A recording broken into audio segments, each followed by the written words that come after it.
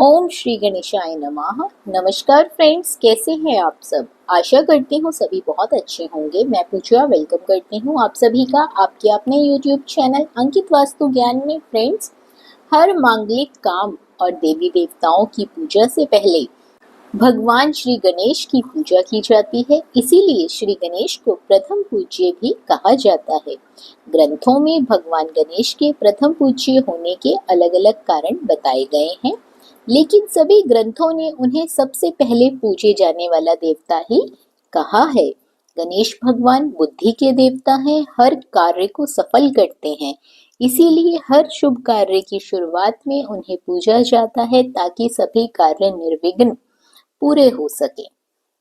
गणेश जी रिद्धि सिद्धि के दाता और विघ्न विनाशक देवता भी हैं, जो पूजा अर्चना से प्रसन्न होकर भक्तों की हर बाधा को दूर करके सुख सौभाग्य और धन धान्य के भंडार भर देते हैं। उनकी दयाशीलता और दानशीलता को लेकर काफी कथाएं प्रचलित हैं। आज हम इस वीडियो के माध्यम से भगवान श्री गणेश की व्रत की पूजा विधि और पूजा की कथा के बारे में संपूर्णता से बात करने जा रहे हैं। भगवान श्री गणेश की पूजा पहले की जाती है। महिलाएं खासकर अपने पति की लंबी आयु के लिए भगवान श्री गणेश की पूजा जरूर करती हैं। ऐसी मान्यता है कि भगवान श्री गणेश की पूजा करने से पति की लंबी आयु होने के साथ साथ ससुराल हमेशा खुशियों से भरा रहता है। वहां कभी भी कोई भी दुख दरिद्रता नहीं आती है। तो चलिए जानते हैं सुहाग की लंबी आयु देने वाले भगवान श्री गणेश की अद्भुत कहानी के बारे में। एक समय की बात है, एक भाई बहन रहते थे।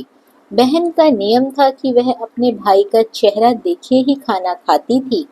हर रोज वह सुबह उठती, जल्दी जल्दी सारा काम करती, उसके बाद भाई का मुंह देखने के लिए उसके घर जाती थी। एक दिन रास्ते में एक पीपल के नीचे गणेश जी की मूर्ति रखी थी। उसने भगवान के सामने हाथ जोड़कर कहा, मेरे जैसा अमर सुहाग और मेरे जैसा अमर पीहर सबको दीजिए। यह कहकर वो आगे बढ़ जाती थी। जंगल की झाड़ियों के कांटे उसके पैरों में चुभा करते थे। एक दिन भाई के घर पहुंची और भाई का मुंह देखकर बैठ गई। तो भाभी ने कहा, पैरों में क्या हो गया? ये सुनकर उसने भाभी को जवाब दिया कि रास्ते में जंगल के झाड़ियों के गिरे हुए कांटे मेरे पाँव में चुभ गए हैं। जब वह वापस अपने घर आ जाए तब भाभी ने अपने पति से कहा कि रास्ते को साफ करवा दो, आपकी बहन के पाँव में बहुत सारे कांटा चुभ गए हैं। भाई ने तब कुल्हाड़ी लेकर सारी झाड़ियों को काटकर रास्ता साफ कर दिया, जिससे गणेश जी का स्थान भी वहां से हट गया। ये देखकर भगवान गुस्सा हो गए और उसने भाई के प्राण हर लिए। लोग अंतिम संस्कार के लिए जब भाई को ले जा रहे थे तब उसकी भाभी रोते हुए लोगों से कही, थोड़ी देर रुक जाओ, उसकी बहन आने वाली है। वह अपने भाई का मुंह देखे बिना नहीं रह सकती, उसका ये नियम है। तब लोगों ने कहा, आज तो देख लेगी पर कल कैसे देखेगी? रोज दिन की तरह बहन अपने भाई का मुंह देखने के लिए जंगल में निकली। तब जंगल में उसने देखा कि सारा रास्ता साफ किया हुआ है। जब वह आगे बढ़ी तो उसने देखा कि सिद्धि विनायक को भी वहां से हटा दिया गया है। तब उसने जाने से पहले गणेश जी को एक अच्छे स्थान पर रखकर उन्हें स्थान दिया और हाथ जोड़कर बोली, भगवान मेरे जैसा अमर सुहाग और मेरे जैसा अमर पीहर सबको देना। ये बात बोलकर वो आगे निकल गई। भगवान तब सोचने लगे, अगर इसकी नहीं सुनी तो हमें कौन मानेगा, हमें कौन पूजेगा। तब सिद्धि विनायक ने उसे आवाज दी, बेटी इस खेजड़ी की 7 पत्तियां लेकर जा और उसके कच्चे दूध में घोलकर भाई के ऊपर छींटा मार देना, वह उठकर बैठ जाएगा। ये सुनकर जब बहन पीछे मुड़ी तो वहां कोई नहीं था। फिर वह ये सोचने लगी कि ठीक है, जैसा सुना है वैसा कर लेती हूँ। फिर वह 7 खेजड़ी की पत्तियां लेकर अपने भाई के घर पहुंची। उसने देखा वहां कई लोग बैठे हुए हैं, भाभी बैठी रो रही है और भाई की लाश रखी है। तब उसने उस पत्तियों को बताए हुए नियम के तहत भाई के ऊपर इस्तेमाल किया। उसका भाई उठकर तभी बैठ गया। भाई बोला बहन से, बोला मुझे बहुत ही गहरी नींद आ गई थी। तब बहन बोली यह नींद किसी दुश्मन को भी ना आए, और उसने सारी बात अपने भाई को बता दी। तो फ्रेंड्स, मान्यता के अनुसार ये है गणेश जी की चमत्कारिक कहानी। प्रार्थना करती हूँ भगवान गणेश जी सबको अमर सुहाग और अमर पीहर का वरदान दें। भगवान श्री गणेश की काफ़ी कथाएं प्रचलित हैं। उनमें से एक बुढ़िया से खीर खाने की लोक कथा बहुत ही ज़्यादा प्रसिद्ध है। गणेश जी किस प्रकार बुढ़िया माई के कटोरे से खीर खाते थे, वो हम इस वीडियो के माध्यम से आगे सुनेंगे। एक बार भगवान गणेश बाल रूप में चुटकी भर चावल और चम्मच में दूध लेकर पृथ्वी लोक में निकल पड़े। वे सबको अपनी खीर बनाने को कहते जा रहे थे, पर सबने उनकी बात को अनदेखा किया। इसी दौरान एक गरीब बुढ़िया ने उनकी खीर बनाकर स्वीकार कर एक भगोना चूल्हे पर चढ़ा दिया। इस पर गणेश जी ने घर का सबसे बड़ा बर्तन चूल्हे पर चढ़ाने को कहा। बुढ़िया ने बाल लीला समझते हुए घर का बड़ा भगोना उस पर चढ़ा दिया। कुछ देर में ही एक चमत्कार हुआ। गणेश जी के दिए चावल और दूध बढ़ते चले गए और पूरा भगोना उससे भर गया।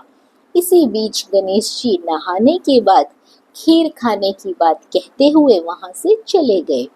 पीछे से बुढ़िया के पोती पोते आए तो भूख देख लगने लगी, तो कहने लगे बुढ़िया ने उन्हें खीर खिला दी। खीर बनते देख रही पड़ोसन को भी बुढ़िया ने एक कटोरा भरकर खीर दे दी। बेटे की बहू ने भी चुपके से एक कटोरा खीर खाने के साथ एक कटोरा खीर छिपा दी। इसके बाद भूख लगी तो बुढ़िया ने भी खाने के लिए खीर हाथ में ले ली और बोली, आजा रे गणेशा, खीर खा ले। तभी गणेश जी वहां पहुंच गए और बोले कि मैंने तो खीर पहले ही खा ली।